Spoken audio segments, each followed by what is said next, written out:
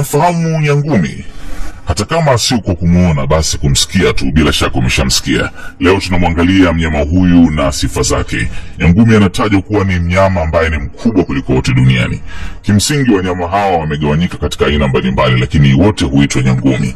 Anayezungumziwa hapa ni yule anayefahamika kwa jina la kisayansi la Balanoptera masculus, ambaye ndiye mkubwa kuliko nyangumi wote na ndiye mnyama ambaye ukubwa wake haujawahi kutokea wala kufanana na mnyama mwingine yeyote hata ambao wamekwisha kutoweka duniani. Hizi ni sifa zake, na hii ni kwa mujibu wa tovuti ya Animal Diversity. 1. Maziwa ya nyangumi hutawaliwa na kiasi kikubwa cha mafuta, kiasi cha kufanya hata ukuaji wa watoto wao kuongezeka haraka. 2. Anapokamata chakula chake hubeba na kiasi kingi cha maji ambayo huyatoa tena baada ya kuyatenganisha na chakula. 3. Jike huzaa kila baada ya miaka mitatu. 4. Nyangumi hupatikana karibia bahari zote duniani. 5. Jinsia ya kiume ya nyangumi, dume huwa na urefu kati ya futi 10 na 12. 6. Nyangumi dume, pamoja na kwamba ndiye mwenye maumbile makubwa, lakini hayakuumbwa na korodani. 7. Ingawa mwili wake ni mkubwa kuliko, lakini macho yake ni madogo na yenye uwezo mkubwa wa kuona. 8. Ni mnyama asiyekunywa maji kabisa. Hii ni kwa sababu huishi baharini ambako hupatikana maji chumvi ambayo si rafiki kwake. Hivyo kiu chake hukatika kwa chakula alichokula ambapo huchakatwa na kufyonzwa majimaji. 9. Uzito wa moyo wa nyangumi hufanana na uzito wa gari ndogo. 10. Ukitaka kuubeba ulimi wake, basi yakupasa ujihakikishie kuwa una uwezo wa kubeba tembo mkubwa. 11. Ndiye mnyama tajiri kwa hifadhi kubwa ya maziwa. 12. Kwa asili viumbe hawa huishi kwa mitala. Nyangumi dume humiliki majike wengi na hawana matatizo kwa kuwa ufahamu madume ni wachache. Hivyo jike mmoja anaposhika mimba huwapa nafasi majike wenzie kufurahi na dume wake. 13.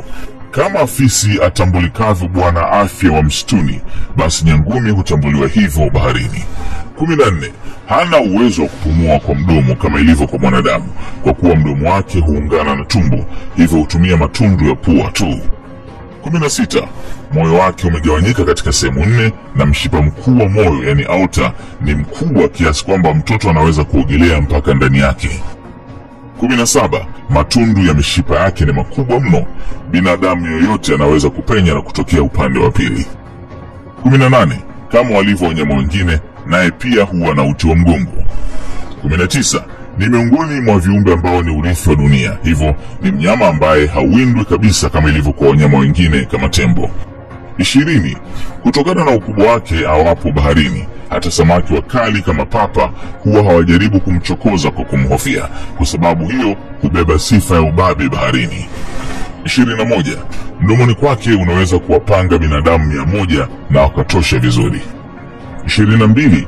Kwa ukubwa wake binadamu wameweza kutengeneza hata hadithi ya kwamba anaweza kutengeneza kisiwa na binadamu wakafanya shughuli zao juu ya mgongo wake mpaka hapo atakapoondoka. Ifahamike hadithi hiyo haina ukweli kuhusiana na maisha ya mnyama huyu, ni utunzo kufikirika. Nyangumi ni mnyama mkarimu na mstaarabu, wala hawezi kufanya uvamizi kwa binadamu, na hata aonapo vyombo hivyo vya usafiri huvipisha na kwenda kando. Kutambua kwamba binadamu hupenda kuwatazama, basi agunduapo vyombo hivyo pamoja na kwenda mbali huanza kufanya mbwembwe ili mumuone, ikiwa ni pamoja na kuogelea, kurusha maji na kuurusha mwili wake. Pamoja na kwamba ni mla nyama, lakini hali binadamu. Ukiwa kwenye meli akajirusha, unaweza kuzimia kwa presha, kumbe wala kiumbe wa watu hana hata shida na wewe na anataka ufurahi kumuona.